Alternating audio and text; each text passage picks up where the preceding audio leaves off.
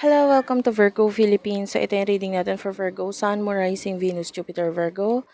Take only what resonates. Hindi ito magre-resonate sa lahat, unfortunately. Hindi ko talaga makukuha lahat ng energy ng Virgo sa mundo, pero okay lang yan. Maingay sa background ko, guys. Actually, maingay yung mga manok. So, kung maririnig mo, pasensyahan mo lang. Mamaya may mga tricycle dyan. Medyo maingay talaga. Well, gumamit ako ng microphone para medyo malesen siya. Okay, but anyway, kung maririnig pa rin siya, pagpasensyahan mo na. This is for Virgo, Sun, Moon, Rising, Venus, Jupiter, Virgo. Maraming salamat guys sa mga nakasubscribe na sa akin, sa mga patuloy na nagko-comment dyan. I love you all guys.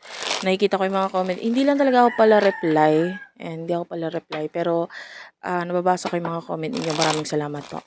Okay? And yeah. Meron tayong Earth sign Philippines. Please do check it out. Because you are an Earth sign. Tapos yung Madam P na Facebook page, check nyo yan. Or sa TikTok, Unicorn Princess Tarot. Let's start what we have here for Virgo. You do have here the Ace of Pentacles. This is new beginning, lalo na sa area na may The King of Cups is here. Well, I'm not expecting this kasi I can see a new beginning for you. Pero habang nagfo-focus ka dito sa new beginning na ito, may new person din tayo nakikita dumarating. Well, hindi sinabi dito particularly kung ano yung new beginning na sisimulan mo. Okay? A while ago, nakuha ko yung energy na may new beginning and I was expecting na pwedeng may kinalaman sa career kasi Ace of Pentacles, this means money or material things. Pero, apat yung card na lumabas, guys. Yung iba sa inyo, this could be a new beginning of a potential problem. Bakit? Kasi the Three of Swords is here. Could be dahil sa presensya nitong person na ito. Okay, sa buhay mo na pwedeng paparating pa lang. There's a possibility of like jealousy or pagseselos. The Three of Swords is here. Okay. And the Four of Cups. Although, yung iba sa inyo pwedeng you're not so sure kasi parang bakit naman may pagsiselos yung iba money lang naman involved nito or career lang naman ang related namin nitong taong to. But then the Nine of Swords, there could be a problem dahil with the Eight of Swords, nandun yung energy of um, pagka-feeling na although there's someone na in a relationship, it could be you or yung person na to, parang hindi kasi magiging handlag yung relationship para magkaroon ng connection sa inyong dalawa nitong person na to. So, parang malaking problema, di ba? Kasi parang hindi mo naman pwedeng iwasan or layuan yung taong to dahil may connection kayo. And yung iba nga, may kinalaman yun sa love. And yung iba, it could be na yung person na ito could be stuck in something. Yeah, yun nga, doon sa relationship na yun, na to the point na parang hindi naman talaga ako happy dito sa relationship na to. Kaya medyo madali para sa kanya na makipag-connect sa'yo. Parang ganun. By the way, pagpasensyahan mo na, ayan. Karaoke yung maingay. Kaya I don't know kung rinig siya dito. I'm sure meron siya kahit konti. Kasi malakas siya talaga. Okay? Malapit lang po talaga sa akin yung nagkakaraoke na yun. Kaya rinig na rinig. Pagpasensya niya na. Anyway, yung person na kakonect mo, sino to? For the sign of Virgo, please, Spirit Guides, Angel Guides.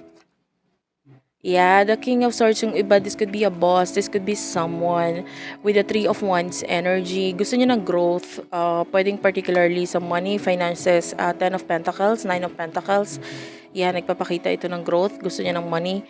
Yung iba kasi, ganito ha, pwedeng hindi pa naman nagsisimula yung third party situation or yung problem regarding dito. Pag sinabi kong third party, hindi naman sinabi kong third party na magkakaroon agad ng relasyon sa inyo. Of course, that depends on you.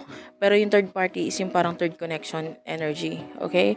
The Nine of Pentacles, Ten of Pentacles. So, parang money related ito. But with the world, itong person na to, mas magiging open siya pagdating sa'yo. So, parang yung relationship or yung connection ninyo sa halip na boss or business partnership or magkatrabaho lang, parang because of this openness, pwedeng mag-evolve into something etong connection na ito. Parang may something. Ganun pa lang naman.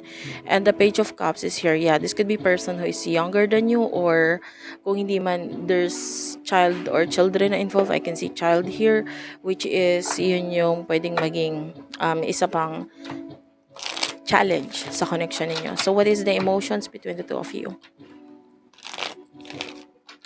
For the sign of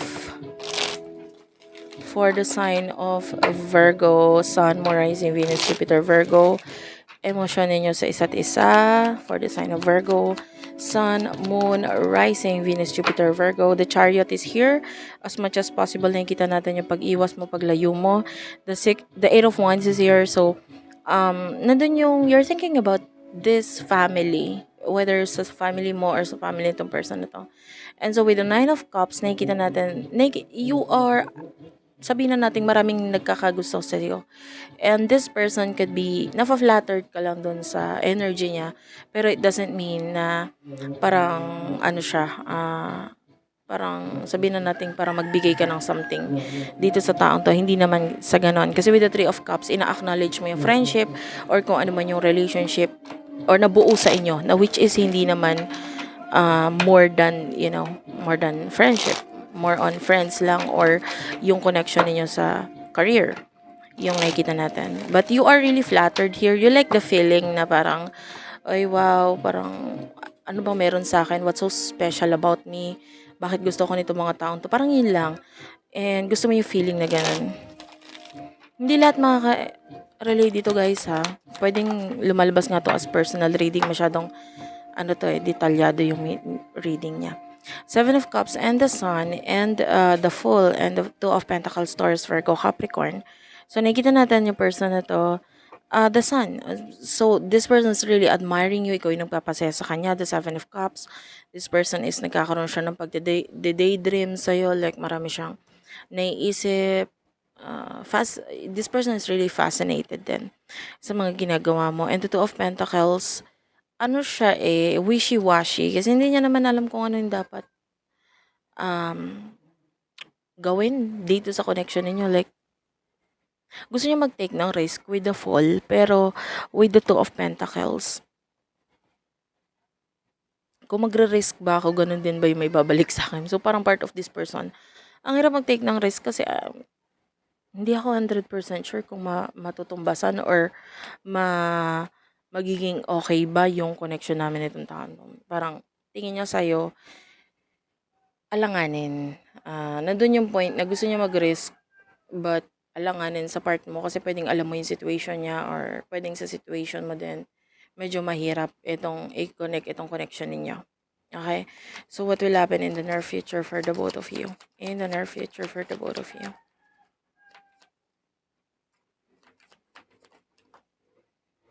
The energy is may gusto talaga siya sa'yo, okay? The Hanged Man is here and the Justice card, the Two of Swords. So, I feel like also with the Emperor, meron kang mga bagay na pagdidesisyonan na pwedeng may kinalaman sa iyong career, professional life. The Queen of Swords is at the bottom of the deck. Pero nandun yung hindi mo alam kung anong gagawin mo dito. Parang nagdadalawang isip ka. And the Hanged Man, you're waiting for the right time and for the right moment na gawin ito. Kasi hindi ka pa naman talaga totally handa or totally nakapag-decide. And yung iba pwedeng may kinalaman sa career mo. So, pagdating dito, undecided ka pa.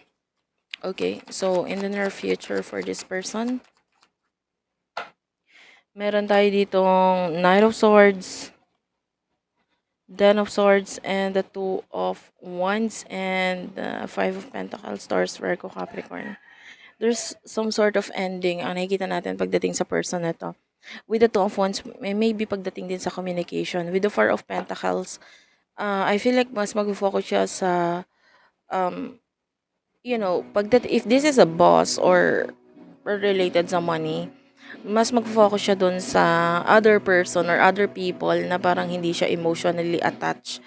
Kasi pagdating sa'yo with the Ten of Swords, some sort of possible ending sa connection ninyo, or hindi na magiging ganan katulad ng dati yung magiging connection ninyo nitong person na to. Kasi with the Knight of Swords, I can see, or this person can feel or mararamdaman niya rin yung unti-unti mong pag-iwas or hindi ka masyadong kasi nagpapakita ng something sa kanya. So nandun na yung mas more on sa kanya yung pag-iisip na wala rin naman ako mapapala sa'yo. So bakit ko pa ipipilit or ilalapit ang sarili ko?